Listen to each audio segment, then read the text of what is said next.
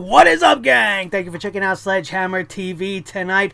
It is Thursday, May the 10th, 2018, and Big Cass has got his big ass in some big trouble with the big boss. We are going to talk about that in our top story tonight. And the injury bug has bitten the queen right in the boob, and we'll talk about all of that right here and right now on the newest, fastest rising podcast in all of YouTube, iTunes, Podbean, and Stitcher Radio, the Sledgehammer Wrestling Show. Let's do it.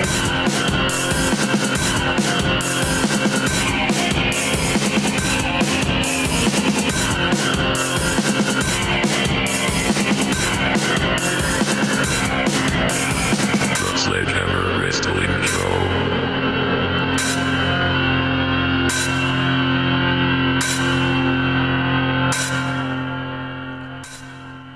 All right, wrestling fans, thank you so much for joining me. My name is Nick Nightmare. Along with me, as always, is the world's greatest tag team, my trusty Sledgehammer Thor, the wrestling god of thunder. He's not just a t-shirt, he's an actual sledgehammer that rests in the hand of justice that belongs to me, that reigns supreme on this channel. And what is this channel without the World Heavyweight Champion of Microphones, his trusty tag team partner and my loyal companion, Blue the Snowball Microphone? Thank you guys so much. This is the Sledgehammer Wrestling Show, right here on Sledgehammer TV, available all over the world in all platforms. Do not forget to like, share, and subscribe if you enjoy today's episode, which I know you will, because it's all about the boob in our first story. Everybody likes some boobs, right? Whether they're fake or real, doesn't really matter. No. If you like the way they look, you like the way they look. And who doesn't love a beautiful, beautiful boobie, right? We all love boobies. You know who don't love boobs today? Charlotte Flair does not love her own boobies today. And that is because Charlotte Flair is scheduled to now undergo surgery. And here is the official story from Pro Wrestling Sheet. Ace Comic-Con, that is happening, I believe, in Seattle, has announced that Charlotte Flair will be missing their upcoming event, and it's reportedly because she's getting surgery to fix a ruptured implant. That must hurt. How do you rupture an implant? I know that it's just a bag of goo, a bag of gel that rests in there and plays the part of a woman's breast, but it is not an actual breast, and I guess you can bust them. I mean, it takes a lot of force, I would think. Aren't they made to not break nowadays? Like, what's going on there? And if it wasn't fake and she sustained the same impact, and let's say, for example, she had an actual nice fleshy human boob, what would happen in that scenario that there was that much force to bust a foreign object within her chest? Like, if she had a real natural boob, would she have busted her boob open? Would she have fractured a nipple? Like, what would have happened there? I don't know the logistics and what happens with boobs when they are hurt, because I do not look to hurt boobs ever. I love boobs. If I didn't make that evident in the beginning of this show. Let's continue and stop the nonsense. PW Insider reports Flair will undergo surgery to repair the implant rupture following the WWE's current European tour. The comic convention has announced Carmella as a replacement. I wouldn't be happy with that as a replacement. It's unclear when the rupture occurred. So there's not really much facts around this. We don't know what her timetable of being out of action will be. Apparently, breast implants are very, very common nowadays. It's one of those things where you walk in, you walk out, maybe like you're back at work in a couple of days. This is, however, a contact sport, and I don't think those very same rules apply. And with Money in the Bank coming up around the corner and Charlotte Flair being the first to qualify and the odds-on favorite to win the whole thing just based on the fact that she's Charlotte Flair, what the hell is going to happen now if she in fact will be out 6 weeks or more? We have to wait for more official news. Nothing really out there except for the main report that this has happened. She's been pulled from Comic-Con and there is no timetable on anything else. I do not know if the surgery has already happened and she's already on the mend, or if everything is going to, just really be pushed till after they come back from Europe. It's weird. It's just weird that this has happened, and I don't know what it's going to do to the Money in the Bank women's match coming to us in June. We will have to wait and see. Like I said, not really much except for the fact that it happened. We will give you the results and any further news as it develops. But for now, let's go to our top story of the evening. Big Cass has gotten his big ass in trouble already. He's been back for a blip. He's been back for a blip on the radar. He's already straight up defying authority. He's straight up going against a directive that was given to him to not do. They had this idea, and this all stems from that stupid segment, that ridiculous incident involving the little person that was dressed like Daniel Bryan. Nobody wanted to see it. It was an absolute waste of time, but it gets worse from there. Now, we all know that this segment was written by somebody on the Jerk Off creative team, and it was greenlit by everybody. But there were parameters placed on Big Cass for this segment. Let's get to the official story, and then we will dissect it afterwards, as we always do. Big Cass has upset backstage officials for going against the directive during Little Person segment. Pro Wrestling Sheet has learned Big Cass upset the powers that be in the WWE last week by going against a directive given to him before a segment involving the Little Person. In case you missed it, which if you did, don't go back and watch it because it didn't matter. The segment on SmackDown Live featured a Little Person dressed as Daniel Bryan and ended with Cass beating him down in the middle of the ring. Sources are reporting, however, it did not play out as it was originally scripted. We are being told that Big Cass was directed to be done with the attack after hitting the impersonator with a big boot. But Big Cass asked if he could take it a little further with a beatdown after. Backstage officials said no. Big Cass believed so strongly that his 7-foot monstrous frame needed to destroy a little person with more than a big boot. He believed in this particular part of it so strongly he went right to Vince McMahon.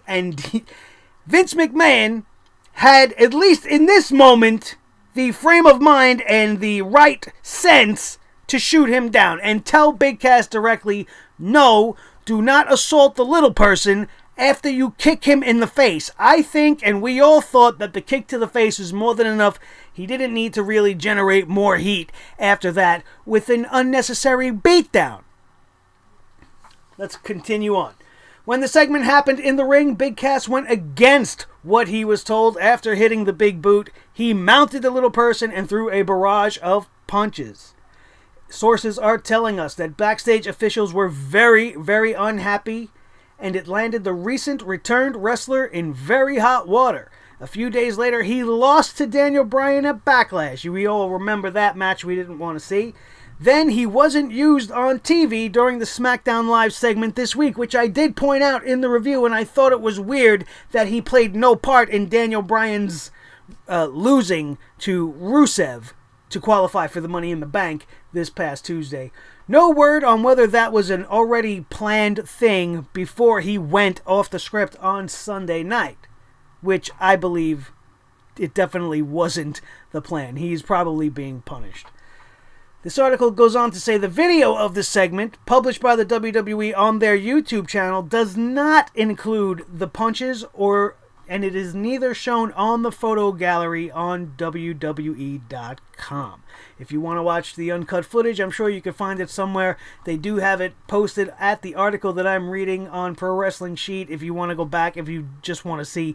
He was not supposed to assault the little person following the big boot. I said on the review, I thought it was a little excessive. It's nothing we really wanted to see. It's something we saw years ago, and it was barely even funny then. It's funny to me, though, that he finds himself in hot water already. You just came back. They put you in a high-profile program with the biggest star in the company, and you want to fuck with them? You want to push and try to get yourself over a little more? You went through all the official channels. You were told no in every sense of the word by every single person that matters, including the most important person. And you're in the ring and you decide, nah, I'm just going to do it. I'm going to do it. I'm going to beat down this little man. I don't care how much bad taste everybody else thinks it's going to get me heat. I'm going to get over. That New York attitude didn't steer you in the right way, bro. You don't go against the boss, especially Vince McMahon. Now, in this instance, some of you guys that have been listening to me for a long time, you might want to say, hey, Nick, maybe you're a hypocrite a little bit here, because one of the things that I've always called for, and we're going to address this right here, right now, is that the talent need to have a little bit more freedom. Take the handcuffs off, allow them to develop and push themselves further and do things they normally wouldn't do. This is him doing that. This is him going outside the box, pushing the limits, testing the creative, going out on a limb for something that he believed was the right thing, whether or not you liked it or you didn't. You have to respect that. He believed that this was the right thing in the moment. He was told no, and he stuck to his guns and said, no, I'm going to do this. It's going to be great. It didn't go over well. He's going to take his lumps in the back, and he's going to probably be the better for it. This is the kind of thing that used to happen in the 90s with Shawn Michaels and Triple H when they were forming DX. They used to be told no, no, no to everything that they wanted to do. And if they followed the rules and they didn't go against the grain and they didn't push the old man just a little bit once in a while, half of the things that we love and remember so fondly from DX would have never been on television. So you have to give him credit for that. I have to give him props and show him some respect for that. On the other hand, dude, you've got to pick your battles. This was not the spot to do this. With the way the world is so sensitive to get on anyone for any little thing, and you are working with a specific demographic like little people who are probably not too happy with the way they were portrayed on WWE TV throughout the last 40, 50 years, never mind just this last week. This last week definitely didn't do you guys any favors. You didn't help. You only hurt. You brought negative publicity to the company as a whole, and you went against the wishes of Vince McMahon. It's just something that people don't do. And though I commend him for taking a chance, this was not the moment to take that chance. You're not going to get many moments more, especially after this one. You better pick and choose your spots more carefully in the future. You just came back. You're barely an upper mid-carder. And you think you can call your own shots? You're not Shawn Michaels. You're not Triple H. You're not Stone Cold. Or one of the elite that you can go to Vince McMahon, have a conversation, him tell you no, no, no, no, no, and then you go out there, you do what you want to do, it goes over like gangbusters, you get a huge ass pop, and then you go to the back and Vince is like, alright, I was wrong, but he's still going to be pissed that you went against him. You're either going to get fined, or you're going to miss a TV taping, or something's going to be, something is going to happen to you for not towing the company line. He cannot just allow you to walk all over him, or else other people will just follow suit. Just like in the case of Triple H, not to keep talking about him, but we all know the famous click incident in Madison Square Garden, which he took place. He couldn't punish Shawn Michaels for what happened, even though everybody in the back was all pissed off. He can't punish the champ. So Triple H took all the punishment. Holden Nash left, and Triple H was wrestling in hog pen matches, getting full of slop. Being embarrassed by Henry Godwin at a King of the Ring, I think. Or some major pay-per-view and in your house of some sort, I don't know. So no matter who you are going to be punished when you don't do what you are told. He is your boss, he signs your checks, you are making money that you shouldn't even be making at this point in your career. He believes in you, he wants to push you. You're not the one to be calling your own shots. I cannot, though, like we said, I can't leave out the respect part. You got to give him respect for trying to do something that he believed in. But this, my friend, was definitely not the time. It'll be interesting to see what develops and what comes of this, as he was in the middle of this huge feud with Daniel Bryan. If that is just going to be thrown by the wayside now, he's already been pulled off of one SmackDown Live. Maybe that's all he's going to be punished, and we will see him again this coming Tuesday. That remains to be seen, as always. And whatever the case may be, you can count on this guy right here to bring to you all of the details concerning Big Cass and his big flub with the little guy on SmackDown Live. What a Nimrod. Huh? What a mook he is. How do you do that? I don't even think I could say no to Vince McMahon ever. If I worked for Vince McMahon, he is such a imposing and scary person that I think I would even have a problem. And I would just be like, all right, yes, sir. All right, you're right. You know, whatever. Yes, sir. Because he can fucking fire me. And he's going to fire you. Pull some shit like that again, Big Cass. Please don't. I don't care really one way or the other, but listen to your boss. It's probably your best bet. It's not your favorite thing. It's not what we all want to do, but we all got to do it. I got to do it. When I'm in the deli, I can't just tell my boss, nah, I'm not going to make the sausage today, bro. I just don't want to do it. Or I'm going to make it super extra spicy today because that's the way I like it, and I think the people would like it that way. I can't just take that chance. It's not going to work that way. I'm going to get my ass fired. Oh, I'm going to make the burger patties today twice the size, and we're going to sell them for the same price. What are you, crazy? You can't make your own rules here. I told you to make them the normal way. That's what would happen to me. I'd find myself on the unemployment line tomorrow. This guy is lucky enough that that was not the case. The WWE didn't let him go yet.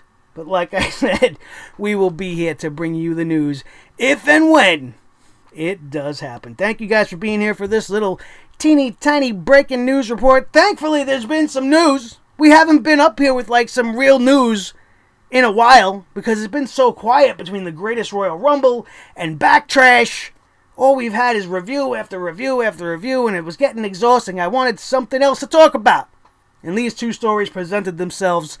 And what do I do when I want to talk wrestling? I come to the greatest wrestling fans in the whole entire world. That is my Sledgehammer Club. Thank you guys so much for being with me once again. Do not forget to be awesome today. And if you're not already a member of the club, hit that subscribe button right now and join the hundreds of people that know each and every single week they can count on reviews of all the trash the WWE likes to throw at us. Mondays, Tuesdays, Sundays, Fridays, whenever days they like to throw the garbage at us. I'm here to bring you that review. Thank you so much. Smash that thumbs up. Hit it right in the balls, Nakamura style. Make sure the world knows that you think that we are thumbs up. And then I want you to share this video with each and every one of your close wrestling friends, even if it's just a mild acquaintance and you're just walking through the train or you're on the bus and your earbud falls out for a second and you're like, oh, listen, while I have a second before I re-plug in my tunes, bro, do you like wrestling? Maybe you see some guy in a wrestling t-shirt and then you direct them to where you come